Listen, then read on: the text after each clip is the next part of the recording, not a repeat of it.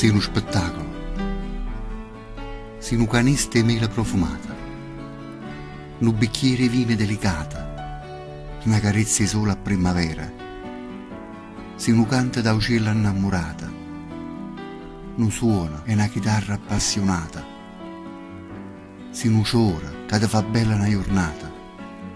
sia gioia e un cuore che parla d'amore,